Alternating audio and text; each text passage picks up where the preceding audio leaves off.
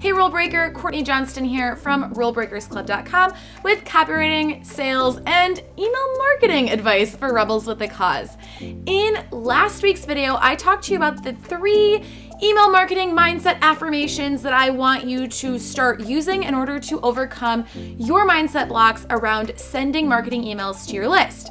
If you haven't watched that video, I would love for you to click above. I've provided a link to that first so that you can address some of that mindset stuff before today's video, where we dive deep into the actual email marketing sequence, the basic core sequence that I like to use for every launch that I do. You can pause me. I will wait patiently. Okay, let's get started. So if you've already watched last week's video, what I want you to do now, I know there's lots of actions for you to take today, is I want you to download the action sheet for today's video before you watch the rest of this video. Again, you can pause me while you go and do that, because I want you to be able to take notes on that action sheet, print it out, so that you can get the most out of today's video. It's going to be a meaty, hefty one. So go ahead and do that right now. Okay, you're with me. You've got your action sheets. Awesome. So let's talk about your email marketing sequences. Now, the sequence that I'm going to give you today is a sequence that you can use as a baseline for every promotion you do. I have a lot of people ask me, what if it's evergreen? What if, it's not limited time, or I don't have this thing, or I don't have testimonials, or whatever. That's fine. What I want you to use this is as a base and a core sequence, and then just modify it for things that don't fit your specific launch, or add things if you have a bigger launch. This is just the core, as I've said several times. So feel free to use this to your business, to tweak to your business, because every business and every launch is unique and different. So there's no one size fits all here.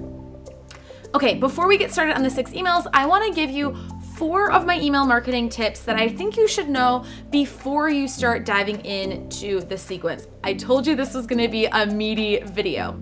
Okay, tip number 1 is I want you to schedule your cart open dates and your cart close dates. Again, if it's an evergreen launch, this isn't going to apply to you. But if you're doing a limited time promotion, you need to know what the date range is for these emails, so that then you can plot an email, you can kind of even them out and make sure that you're covering all your bases, and see if you want to add some emails, or maybe it's too many emails if you're doing a really short promotion. So you need to know when those dates are, because it's all about plotting out when your emails are going to happen during your launch so that you can schedule them in advance. That comes to tip number 2, which is to plot your emails and plan when your emails are going to happen. I normally do an email every other day if I'm doing a longer launch, like 2 weeks. And then as it gets to the end, I'll do several more in the last, say, 48 hours. I might do 3 or even 4 emails at that time. And so you want to make sure that you feel comfortable with how often you're spreading out your emails, but you do need to send an email at least every other day if you're doing a promotion, especially if you have a longer period, because you don't want people to forget about what you're doing and then kind of get lost and not be interested in your promotion anymore. Tip number 3 is to use a logical email marketing sequence. So you do not need to reinvent the wheel here. Yes, you do need to be creative. There are going to be places where you need to, use your own branding and your imagination and think about your own audience and your own experiences and add your own stories. But when it comes to the basic framework of any type of copy, and this applies to email marketing as well, you want to use a similar flow. I've watched dozens and dozens and dozens of really, really successful entrepreneurs launch online, and I'm always looking at their emails and watching their flows and saying, how does that fit into how I do things? And everyone generally uses the same overall flow, and that's what I'm going to teach you in the core emails in just a second. Finally, tip number 4 is that in every email that you use, these are emails where you are specifically using some kind of promotion to talk about your product or service that you're promoting. And so you need to have a link to your sales page, at least 2 links to your sales page in every single one of these emails. So keep that in mind. That's the call to action here. It's the only thing you want people to be doing. You don't want to send people off on a wild goose chase on your website, on other people's websites, etc. You want to keep people focused in these emails and have one purpose for every email. That said, are you excited? It's time to dive into the 6 core emails for your next email marketing marketing sequence. I'm such a nerd. I love email marketing so much. Okay, email number 1. Unveil the offer. So this is the first email, and I really see this email as a bridge between your free promotion, your free training. So maybe you did a webinar, a video series, or an email series, or whatever you did, and then starting to talk about your paid products. So you kind of have to bridge that gap. You have to show them basically, if you are interested in that free training, this is what you got out of that. If you'd like to move even deeper into this topic and get these further results, then this is my product that is now for sale, that is now open for enrollment, right? So however you want to phrase it, but you're basically saying, here's where you are right now, here's what I've done with you. If you'd like to keep working with me, then here's what I have next. Basically, that's what happens in Unveil the Offer. And then give I would say an overall description of the offer, not like super detailed, but you want to send them to the sales page again so that they can get more information. That brings us to the second core email, which is the give the details email. I see this email as a mini sales page for your offer. You can basically steal copy from your sales page. That's why having something like the sales page kit is really handy, because all the things you come up with, all the content that you create for your sales page, you're also going to be able to pull into your email marketing. So you're giving a little sales page. You want to give the details of your offer, because not everyone, in fact, most people haven't clicked over to your sales page yet after the first email. So you want to give them all those little details so that they can really just get the information on your email and then click over to your sales page for even more information. So giving the details of the offer, what is the offer, what's the main idea, giving some of those main features and benefits. And it's okay if this email gets quite long. I suggest always using images and graphics and breaking things up so that it's really easy on the eyes. Pay attention to how other marketers are doing this. Email number 3 is share testimonials and case studies. If you've got them, flaunt them. That's my rule of thumb. If you don't have testimonials and case studies to share, then go out and hunt for them. Ask people if they would be willing to write a case study about your offer if they've already used it. If you're just getting started, that's okay. You don't have to do this email. You can stick testimonials and case studies into other emails.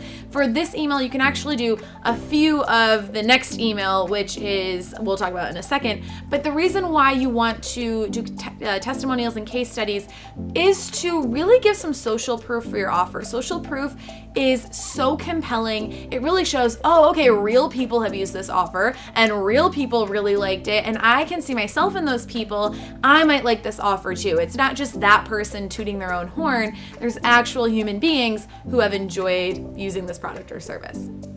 And that brings us to email number 4, which is overcome the main objections. Whenever someone's looking at purchasing your offer, and especially if they're still reading your emails at this point, it means that they're interested, but they have some hesitations. They're not quite sure. They haven't been pushed over the fence. So it's time to help them make that decision, whether it's yes or no. You want to help them to make the decision and overcome those objections. So think about the core objections or hesitations someone might have, reasons they're giving themselves for not using your offer. Maybe it's external things like time or money or other resources. Maybe it's internal things like not feeling like they're ready or second guessing if they're capable of the results that you're promising. And go over one of those objections in a single email. So maybe you have 2 or 3 emails like this. If you have a long launch, you can do more of those and overcome some of those specific objections in those emails.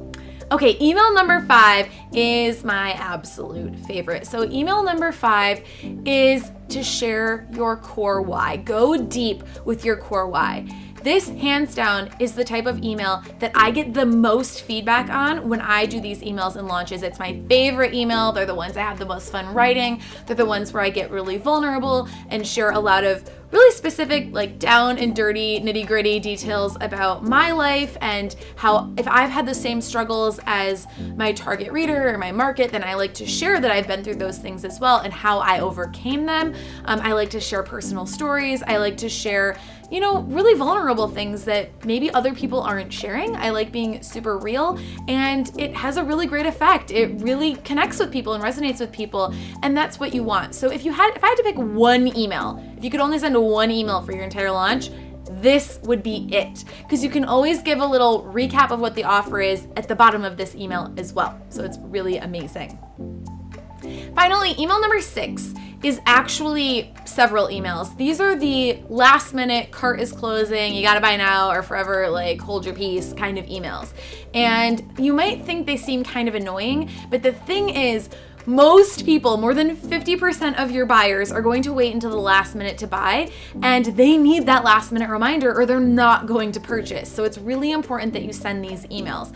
I recommend sending a 24-hour email, a morning of cart closing email, and then like an hour before email at the minimum. I think those ones are really important, and they're ones that I always send at my launch. They're gonna be shorter. They're really just like, hey, cart's closing, maybe a testimonial, maybe some other little thing. I like to put maybe, here's 3 reasons why I like really would like to work with you, or, you know, something cute in those emails to entertain people, but they should be cute and short and to the point. Click over to the sales page, cart's closing at this time, give them the details, and then it's done. That's it.